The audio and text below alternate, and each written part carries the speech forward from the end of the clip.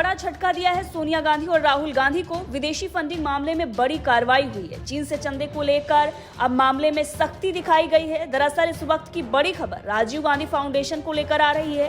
केंद्र सरकार ने राजीव गांधी फाउंडेशन के फॉरेन कंट्रीब्यूशन रेगुलेशन एक्ट यानी कि FCRA लाइसेंस को रद्द कर दिया है।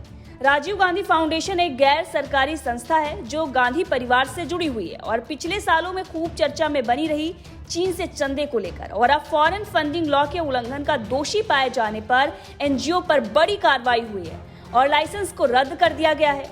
वहीं बताया यह भी जा रहा है कि लाइसेंस रद्द करने का फैसला इंटर मिनिस्ट्रियल कमेटी के जांच के आधार पर हुआ है। इस कमेटी का गठन जुलाई 2020 में केंद्रीय गृह मंत्रालय की ओर से किया गया था। FCRA लाइसेंस के कैंसिल होने को लेकर notice Rajiv Gandhi foundation office को भेज दिया गया है। हालांकि NGO की तरफ से अभी तक इस पर कोई भी टिप्पणी नहीं आई है, उनके तरफ से कोई भी बयानबाजी नहीं की गई है।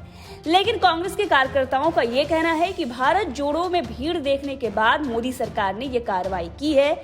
लेकिन आपको बता दें कि काफी समय से इस मामले में जांच चल रही थी और कांग्रेस खुद ये बोल रही थी कि अगर गड़बड़ी हुई है तो सरकार कोई कार्रवाई क्यों नहीं करती। तो अब जाकर इस मामले में बड़ी कार्रवाई की गई है। आपको इसके साथ ये भी बता दें कि इसके कई बड़े मायने हो सकते हैं। अभी कुछ दिन पहले ही PFI पर बैन लगा था और अब राजीव गांधी फाउंडेशन पर, जिसके तार चाइना से हैं और कई भगोड़ों ने भी इस फाउंडेशन में दान दिया हुआ था, यानी कि जो भारत छोड़कर भाग गए हैं। इसके साथ ही इन सब चीजों पर जब खुलासा हुआ तो जनता में आक्रोश था और सरकार से सवाल खड़े हो रहे थे कि इस पर कार्रवाई क्यों नहीं हो रही है। अब अगर बात करें राजीव गांधी फाउंडेशन की, तो कांग्रेस की पूर्व अध्यक्ष सोनिया गांधी राजीव गांधी फाउंडेशन की अध्यक्ष हैं और ट्रस्टी के तौर पर पूर्व प्रधानमंत्री मनमोहन सिंह, पूर्व वित्त मंत्री P चिदम्बरम, सोनिया गांधी और राजीव गांधी के बेटे और कांग्रेस के सांसद राहुल गांधी और बेटी प्रियंका गांधी वाड्रा भी इसमें शामिल हैं। अब आपको ये भी बता देते हैं कि राजीव गांधी फाउंडेशन का गठन साल 1991 में हुआ था। शिक्षा और स्वास्थ्य के सुधार में यह फाउंडेशन मदद करता है, ऐसा इसका कहना है, जैसा कि इसके वेबसाइट पर लिखा हुआ है।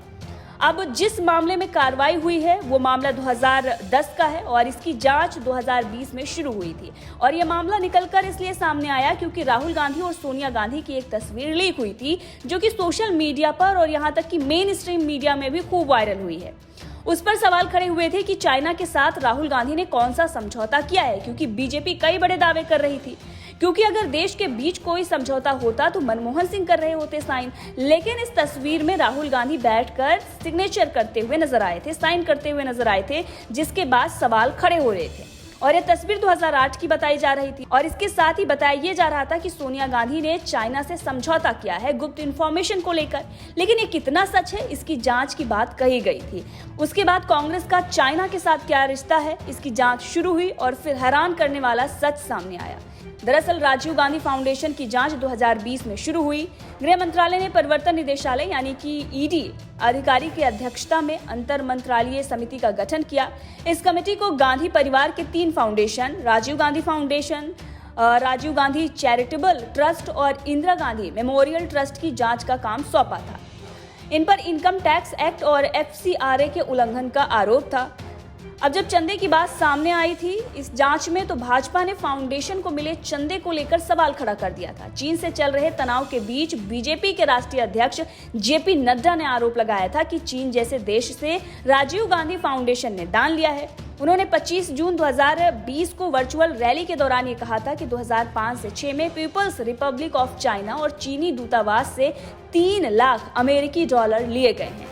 JP नड्डा ने कांग्रेस और चीन की कम्युनिस्ट पार्टी ऑफ चाइना के बीच करीबी संबंध का आरोप भी लगाया था। इसके साथ ही बीजेपी अध्यक्ष ने यह सवाल भी खड़ा किया था कि दोनों के बीच में, यानी कि जो पार्टी वहां की है और जो कांग्रेस है, इसके बीच में एक समझौता हुआ था, एक MOU साइन किया गया था और उस समझौते में कुछ गुप्त इंफॉर्मेशन की बात भी कही गई थी।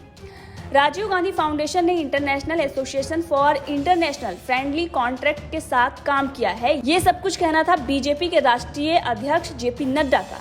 इसके साथ ही उनका ये भी कहना था कि ये संगठन चीन के central military commission of China से जुड़ा हुआ है। इसका उद्देश्य दूसरे देशों के नेताओं की आवाजों को दबाना है।